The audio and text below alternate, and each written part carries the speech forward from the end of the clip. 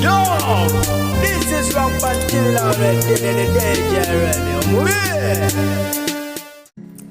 Byo eby'omukulu amanyiddwa nga Jacob Oulanya bizzeemu nateera yassa era ng'ono bagenze maaso kubanga bongera okumubika jjukira nti guno si gwe mulundi ogusookedde ddala yankwalirizaako mulungi mpuliriza kufifijeevanyisa nkwebazaako gyonna gy'otusizaako engalo olunaku oluwaliro kansubire nti oli maliradi sana omukulu ono tunajjukira bulungi nnyo nti yaddusibwa mu ggwanga erya United States of America era nga ali mu Seattle gy'agenda maaso kubanga ate afunira obujjanjabi era ng'okugenda kwe kwagenda maaso kubanga ate akubaako ebigambo bingi nnyo olw'ensimbi ezigambibwa okuba nti zaatokomoka wabula ng'ateera amawulire gavaayo ne gagenda maaso kubanga ate gasaasaana ng'omukulu we yali asiza ogw'enkomero wabula omukyala amumyuka amanyiddwa nga Anita Amongo ne Deputy Speaker wa Parliament yavaayo n'agenda maaso kubanga ate akola ki ajjawo oluvuvumu olwo n'ategeeza nti omukulu gy'ali ali okay talina tabu yonna era nga ne mu ddakiika ntono nnyo yavaayo n'agenda maaso kubanga naye atuusaako obubaka eri abantu neyebaza abamusabidde neyebaza abamukoze ki abamuweereza obubaka ng'ali mu ddwaliro byonna twatugende kaakati nno we tubadde tukyali era ng'emirimu gya Parliament gibadde zigenda maaso kubanga ate gikwasaganyizibwa omukyala amanyiddwa nga Anita Amongo omumyuka weewaawo olunaku olw'eggulo ababiri bano omukyala Anita Amongo ng'ali wamu n'omukulu amanyiddwa nga Chief Justice Dolo Owinye bagenze maaso kubanga ate abatuuka mu ggwanga erya United States of America okubanga ate bakyekenga ku mbeera y'omukulu gy'alimu essaawa eno kaakati nno gye bwakeeredde nga go amawulire gatandisedde okubanga gasaasaana nga omukulu we yakoze ki we yasiza ogw'enkomerero era nga bangi bagenze maaso kubanga bakola ki bamubika wadde ng'embeera yeyongedde okubeera bwetyo ye omukulu amanyiddwa nga Robert Kyagulanyi Ssentamu muyite Bobi Wine ayina obubaka bagenze maaso kubanga ate ayisaawo mu mbeera efaananako bweti Bobi Wine awandiise n'agamba nti reports of the continuing ill health of Speaker of Parliament Honorable Jacob Oulanya have been of great concern to many Ugandans. Over a week ago, I reached out to some of his family members and extended a message of wishes for his quick recovery. This is a time when all of us, despite of our different political affiliations, should unite and pray for his recovery. Bw'atyo bagenze maaso kubanga ate ategeeza ng'agamba nti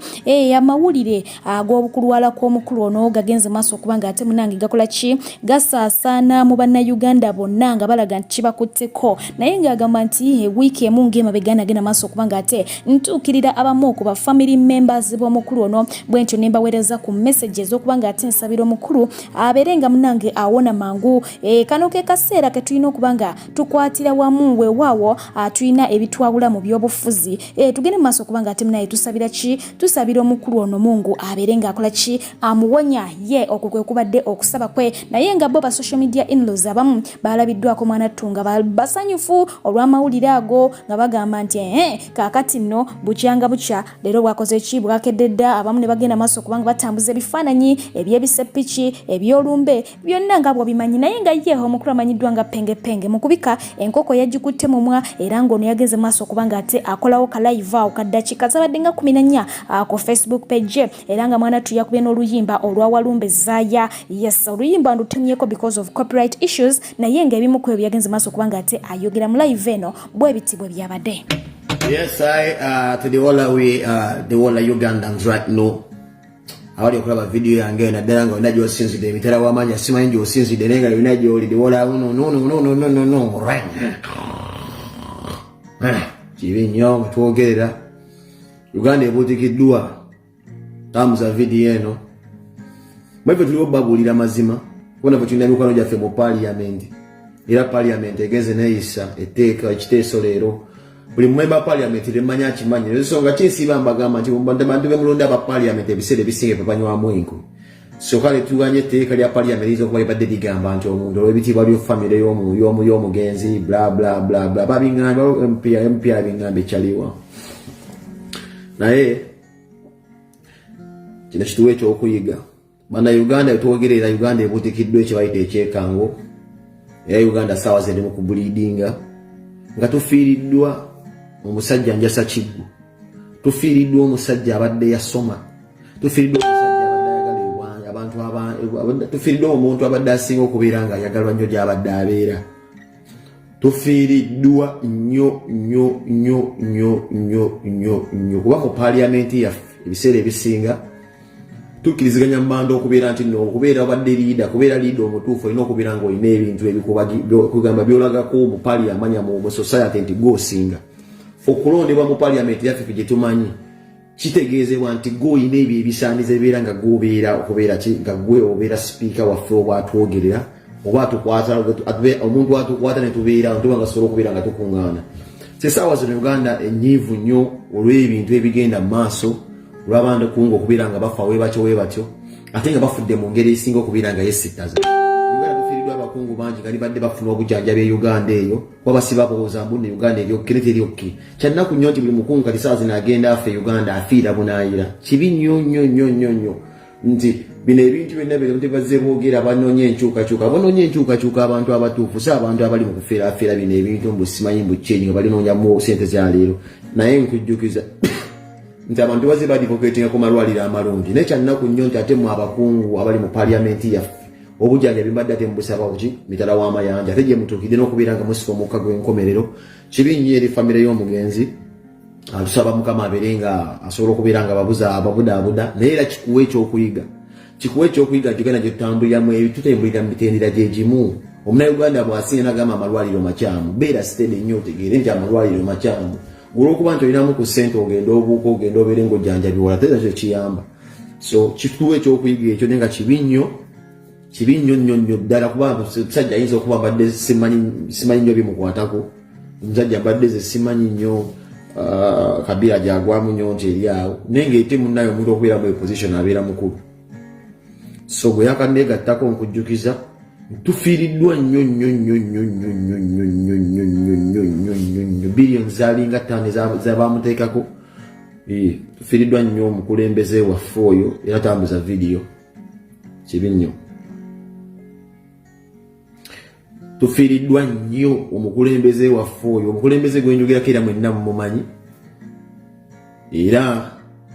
sooka nkwe ku byafaayo by'omukulembeze waffe ono kigambibwa ekyalo kyekituufu yava Kotido wadde nga Wikipedia ye ebadde eyogera birala bamuzaala Kotido yasoma agenzeko e Makerere agenzeko mu Amerika atikkiddwa akoze eki alondeddwa omukulembeze gwanga abadde amwagala abalimu abantu badde bamwagala abasinga ebyo ebintu bibeerawo n'obeera ng'oyagaddwa abantu okuyanja bangi nnyo memba mekyaleres omukulembeze yenna kasabeera ng'alina ebisaanizo byonna ebifuga omuntu CP aba akwalifyinga okubeera ng'afuga eyo yonna bw'abedda omusajja abadde muyivu nnyo yasoma abadde ne famire alina abaana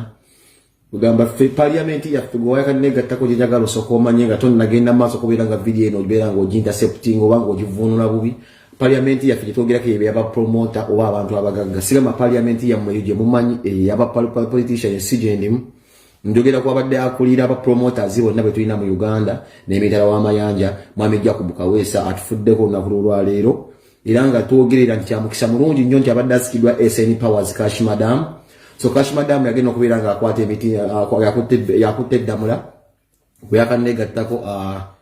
Jacob Kaweesa atufuddeko abadde akulira abapromoters n'abafunyi ayakwata akabondo kabo abantu abalina essente so itwogera SN Powers yasigadde tulina kusuubira nga tufunye omugagga omulala agenda okubeera nga akwata ekintu ekyo baganda baffe South Africa mulina omukisa ndi Julia Jasmine agenda kuba ali awo nja kuba mbajjukiza yatisti weewaawo nti omwami gundi wafudde era tusigazaawo SN Powers ajja kubeera nga agobeera kintu ky'okubeera ne ssente akubeera kikira ki akyambusa tusabire ne Jacob Oulanya okubeera nga assuuka oli munnabyabufuzi ali mu parliament tumusabire abeere nga asobola okussuuka weewaawo parliament yaffe y'abantu bapromota babloga tufiiriddwa nnyo mwami Oulanya Kavuma wabadde asinzidde South Africa okutuva ku maaso naye nga kyamukisa mulungi nti waliwo kati Don Cash Madam gwenzija okubajjukiza nti kati saawa zino ekintu yakirina era nga Lydia Jasmine yagenda okubeera ng'essaawa eno agenda kuba abasanyusa musobola okukaaba oba musobola okukaaba musobola okunyiiga oba musobola okunyiiga ffe ng'abafunyi tulyokke twafunyeyo omuntu ogenda kubeera atusikira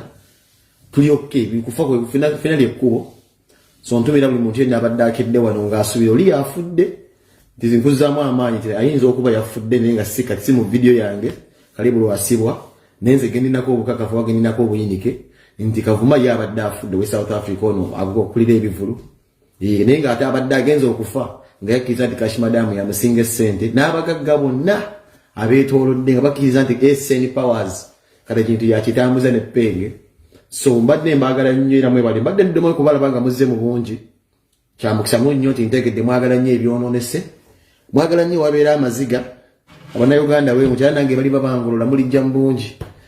isagala muswale kuba mujja mu bungi njobire ebitu byammwe mwabimanyire embeera zammwe ezo amusuwani mbadde mulanyisa okugagira nga tomuzikubye naye era we twatuuka n'ekyomukisa omulungi twafunayo omugagga omupya gwe beta SN Powers Kashi Madam agenda kubanga asikira mwami Jacob mu government y'abafunyi ba promoter be South Africa, Namibia, Botswana, Uganda twaliramu Sudan, South Africa, Morocco. Isima jabire oje mpulya basiba atumira. Simanya abali, simanya Araganda, simanya Alabama, simanya Texas, simanya Kansas. Ebigundi isima yabimanyo byoge. Zendi Stockholm, Sweden. Nenga pika biwola uno. Yes, tudingane rencha. Jakubamba updates za mwami Oulanya Kavuma. Nengo oli musabira gwe postinza ajja kubanga asobola okusuuka wabana asobola okusuuka mujja kujja mu bungi nyeero mbajuza lone pejize ngambe zibira ngambo wese zibika abafu najjo mujja zijjumbira je mujja kokko maso eyo kuba bye mwamanyira munnaye nenga tubajukiza ati SN Powers yategese ekivulu gaggaddira ina nyini sente nsigadde penge lusiba temusobola kunkyawa kuba nzimba wagangano amawuli agasinga okubaga amaanyi Nasira muzeyi jemba lekera okubeera ngondekera okukola emirimu gye gy'okubika gino emirimu si gyange gy'okubanga mbika simanyi waki wakuteeka ku internet jemba guno omulimu gwadde gwakubika nate obadde ogusuuliriddewo obadde okimanyi bulungi nnyo mwami Oulanya Kavuma yafudde we South Africa